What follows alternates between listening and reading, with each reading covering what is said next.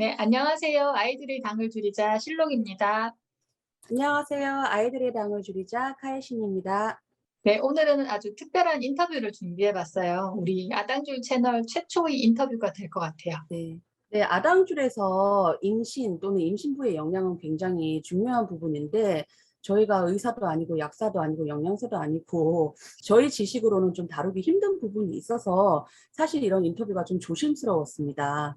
네, 하지만 이번에 키토 임산부를 이제 가까이서 인터뷰할 기회를 얻게 됐어요. 그래서 이 주제를 본격적으로 다뤄보기로 했습니다. 인터뷰 대상이 되어주실 우리 키토 임산부를 소개해 드립니다. 줌에 입장해 주세요. 안녕하세요. 키토 임산부 카이신입니다. 반갑습니다. 손님을 기다리셨는데 제가 나와서 서운하셨나요?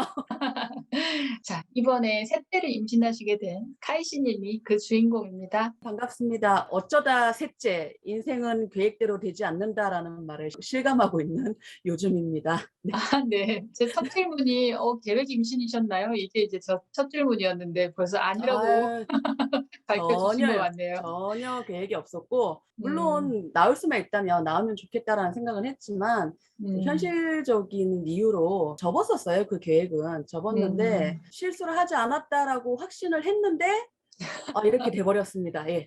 그러면은 계획 임신은 아니라고 밝혀주셨는데 사실 요즘 난임 부부들도 많잖아요. 계획 네. 임신이 아니었는데도 임신을 할 수 있게 된 비결이 있을까요? 비결, 예, 적지 않은 나이에 비결이라면, 네. 제가 좀 생각을 해봤는데, 사실 저희 생활 패턴도 굉장히 단조롭고, 먹는 음, 것도 뭐 항상 거기서 거기죠. 늘 먹던 네. 거. 저탄수화물 고지방식이 항상 기본으로 되고, 음, 어쩌다 가끔 좀 탄수화물 먹는 날도 있고 한데, 가만 생각을 해보니까 저희 가족들이 이제 모발 미네랄 검사를 받고, 전체적으로 아연이 좀 낮다라는 걸 알게 되어서 아이들을 챙겨 먹여보니까 굉장히 긍정적인 효과가 나타났어요. 음, 그래서 저도 좀 챙겨 먹고, 음, 남편은 좀 특별히 고용량으로 좀 음. 챙겨줬어요. 예. 네. 왜냐하면 이제 감기에 좀 잘 걸리는 체질이라서 이렇게 음, 면역력이 더 좋다고 하니까, 음, 그리고 또 나이가 아무래도 드니까 깜빡깜빡 예전만큼 총명하지가 못한 것 같아서 이제 전두엽에 굉장히 쓰이는 영양소라 그러더라고요. 그래서 음. 이렇게 머리를 위해서 좀 이렇게 먹였는데 네. 나중에 알고 보니까 이 아연이라는 게 음. 남자들의 생식 활동에 굉장히 좋은 영양소였더라고요. 여자한테도 물론 좋지만 이제 음. 정자의 활동성을 굉장히 활발하게 해준다 그러더라고요. 음, 성미네랄이라고 불리죠. 네, 그래서 아마 비결이라면 아마 음. 아연을 좀 챙겨 먹었던 거 그게 아닐까 저는 추측을 하고 있습니다. 네. 그 얘기 듣고 사실 저희도 사실 모발 검사 이후에 전 식구가 아연을 잘 챙겨 먹고 있고 특히 남자들에게는 많이 필요하다 그래서 저도 챙겨 먹이고 있거든요. 그래서 '아 저도 조심해야겠다.' 생각하게 되었습니다. 네, 조심해야 네. 됩니다. 그런데 이제 반대로 이제 난임으로 힘들어하시는 음. 분들은 좀 이제 아연이 정말 중요한 미네랄이다 알고 계시면 좋을 것 같아요. 체내 흡수율이 좋은 그런 양질의 아연을 잘 골라서 부부가 함께 먹으면 도움이 될 것 같아요. 그리고 사실 뭐 항상 비슷하다라고 하셨는데 저는 저탄고지를 계속 쭉 하신 것도 중요한 포인트 같아요. 왜냐면 이 실제 난임 부부들이 저탄고지를 하시면서 이 성호르몬이라고 하는 게 이제 양질의 지방에서 오거든요. 그래서 그 호르몬 밸런스가 좋아지시면서 실제 임신을 성공하시는 분들이 많아요. 그리고 우리 몸이라고 하는 게 사실 임신이 할 수 있는 영양 상태가 아니면 잘 임신을 하기도 어렵고 유지하기도 음. 어렵다고 보거든요. 그런데 이제 카이지님 몸도 워낙에 임신을 할 수 있는 영양 상태가 충분히 됐기 때문에 가능했던 거 아닐까? 저는 좀 그렇게 생각해 보고 있어요.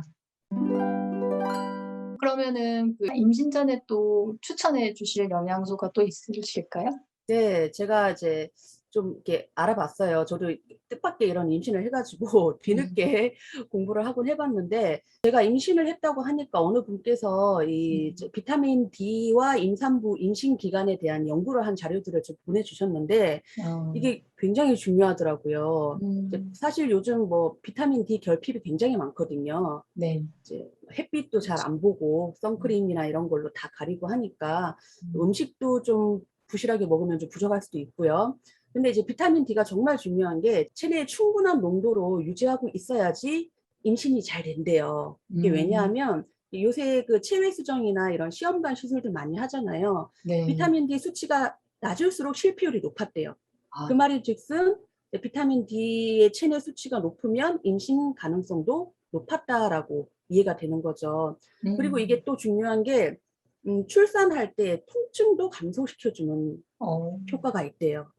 네. 예. 저도 오늘 들었던 음, 팟캐스트에서 음, 임신 중에 또 중요하게 섭취해야 될 네네. 영양소로 비타민 D를 다루더라고요.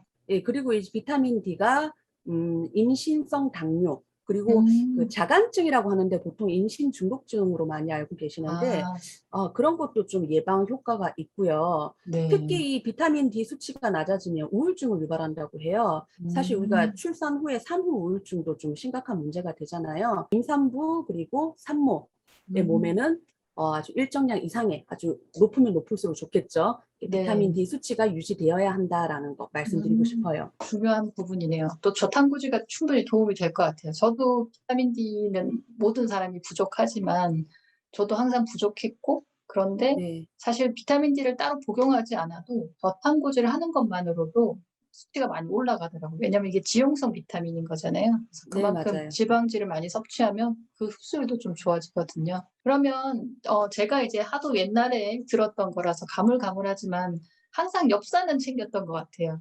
그 임신 네. 전부터 임신 초기까지. 엽산에 대해서도 추가로 뭐 해주실 말씀 있을까요?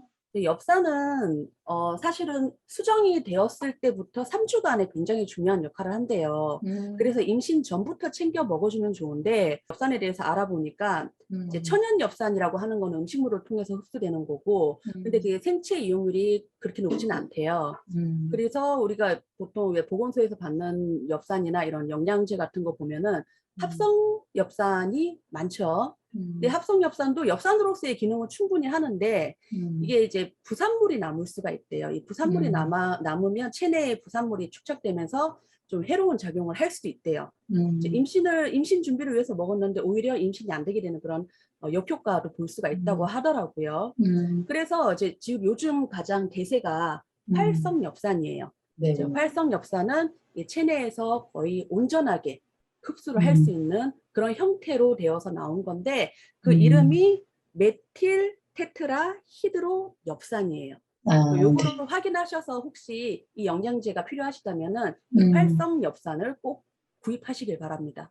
아, 네. 그리고 최근에 클럽하우스를 통해서 기능의학 선생님들이 여러 가지 이제 정보를 주시고 계시는데, 임신 전에 요오드 농도가 좀 충분해야 아이의 이제 ADHD를 방지한다고 해요. 이 부분도 좀 신경 써주시면 좋을 것 같아요. 요오드를 그 따로 보충제로 복용하시는 게 좀 부담이 되시거나 걱정이 되신다면 음, 요오드가 풍부한 음식으로 충분히 그렇죠. 섭취하시는 것도 방법이에요. 네. 미역, 다시마, 해조류 풍부합니다. 톳에 더 많다고 하더라고요. 토, 아, 토, 톱밥 해 먹어야 되겠네요. 네. 다시마 환 이런 제품들도 네. 있고 하니까 음식물 위주의 음. 그런 걸로 섭취를 하시면 큰 문제 없을 것 같습니다.